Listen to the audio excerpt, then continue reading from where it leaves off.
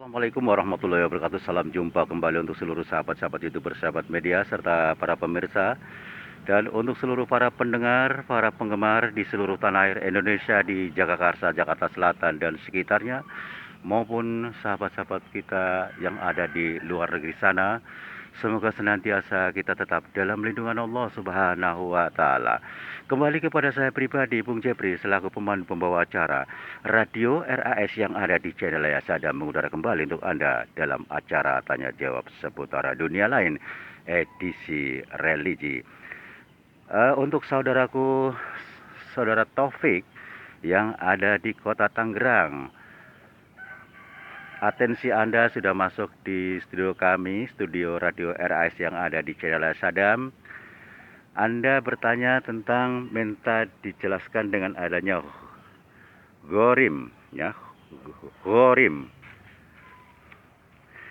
Kembali kepada saudara Taufik yang ada di kota Tangerang. Terima kasih atas bersatunya, bergabungnya Anda bersama kami Radio RAS yang ada di channel Sadam. Semoga Anda dalam lindungan Allah Subhanahu wa Ta'ala. Untuk seluruh para pendengar, para penggemar di seluruh tanah air Indonesia maupun di luar negeri sana, di Jagakarsa, Jakarta Selatan dan sekitarnya, yang aktif mengikuti kajian kami di sini Radio RS yang ada, mudah-mudahan Anda semua tetap dalam lindungan Allah Subhanahu wa Ta'ala. Dan yang punya hajat, mudah-mudahan disegerakan hajatnya dikabul oleh Allah dan berbahagia bersama keluarga.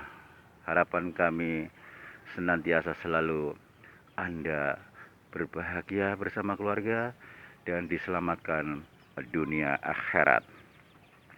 Mari kita membahas tentang pertanyaan saudara kita, saudara Taufik yang ada di kota Tangerang, yaitu minta dijelaskan dengan adanya Gorim, ya. Gorim atau Gorim, kalau orang bilang GH, ya. Gorim. Masih membahas tentang masalah 40 masalah agama, ya, tentang masalah Gorim. Gorim artinya itu orang yang berhutang, ya. Gorim, orang yang berhutang. Orang yang berhutang berhak menerima zakat untuk membayar hutang itu. Orang yang berhutang itu dua macamnya, ya. Ada dua macam. Yaitu ada yang berhutang untuk keperluan dirinya, umpamanya hutang untuk berbelanja atau perbelanjaan keluarga, dan ada pula hutang untuk keperluan umum, umpamanya untuk pendirian madrasah, masjid, langgar, dan lain sebagainya. Hutangnya beginilah yang dimaksudkan dengan gorim, ya. Tetapi kalau seseorang berhutang untuk keperluan maksiat atau berhutang karena kalah main judi, berhutang untuk pertunjukan sandiwara, hutang untuk bikin pasar keramaian yang di dalamnya terdapat judi, di lain-lain dan bersamaan di dalamnya terdapat judi, ya, maka kepada orang yang beginilah tidaklah dapat dinamakan gorim, ya. Oleh karena itu, tidak dapat diberikan zakat kepada orang yang macam ini, karena hutangnya yang timbul adalah karena perbuatan maksiat. Kita tidak boleh menolong orang yang berbuat maksiat, bahwa firman Allah, wa ta'awanu 'alal birri wat taqwa wa la ta'awanu 'alal ismi wal udwan.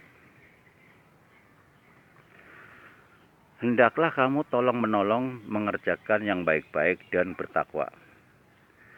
Dan jangan kamu bertolong mengerjakan dosa dan mengerjakan pelanggaran hukum. Al-Maidah ayat 2. Dan lagi ghorim yang diberi zakat ialah kalau ia tidak mampu membayar hutangnya itu. Kalau ia orang kaya, maka zakat tidak diberikan kepadanya sekalipun ia mempunyai hutang.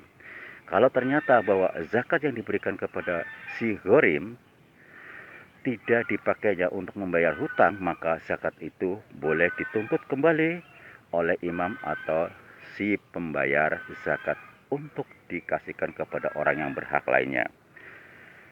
Demikianlah untuk saudaraku, saya akan menambahkan sedikit, ya, untuk lanjutannya, yaitu zakat yang diberikan kepada sabilillah, artinya sabilillah di sini ialah orang yang ikut perang sabil, yaitu perang untuk meninggikan agama Tuhan. Sedangkan mereka tidak mendapatkan gaji dari pemerintah.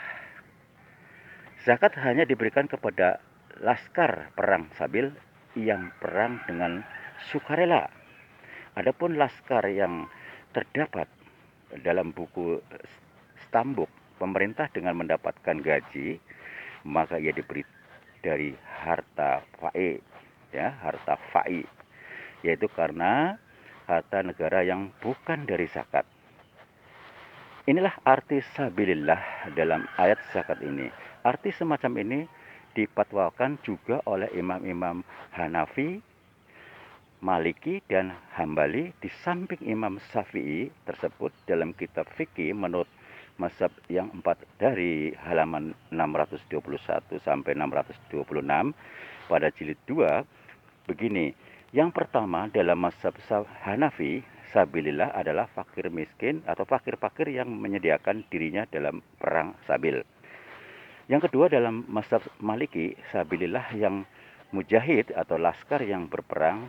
Yang ketiga, dalam mazhab Hambali, sabilillah adalah yang berperang dengan tidak dibelanjai oleh suatu badan yang memberi gaji.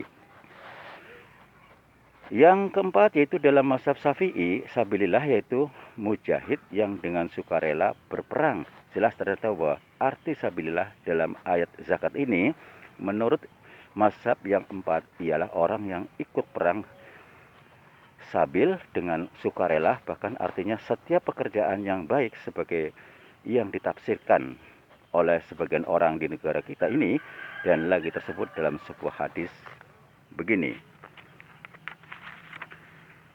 An Abi Sa'idil Khudri qala inna nabiyya sallallahu alaihi wasallam qala la tahillus sadaqah li khaniyi illa li khamsah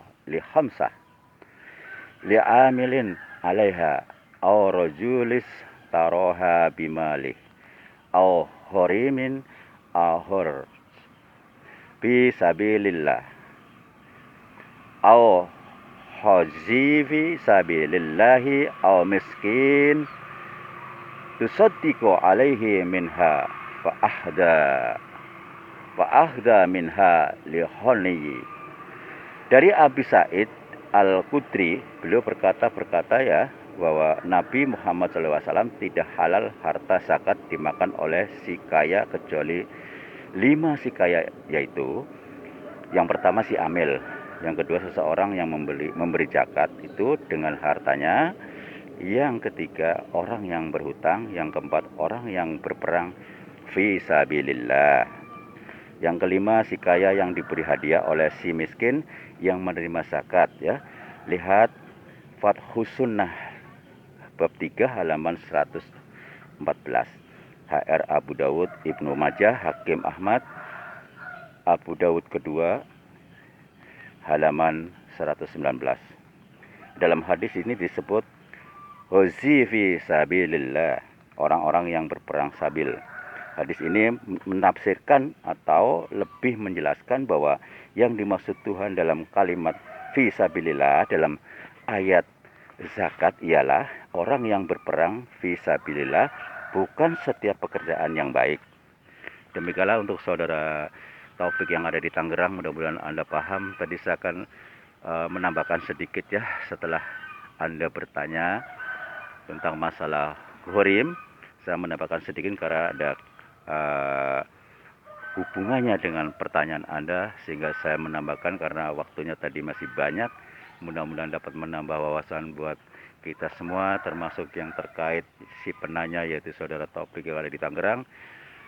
Insya Allah kita jumpa lagi di waktu yang sama dengan acara yang sama, tanya jawab seputar dunia lain. Apabila ada perkataan penyampaian yang kurang pas atau yang salah, baik sengaja atau tanpa sengaja, saya pribadi mohon maaf.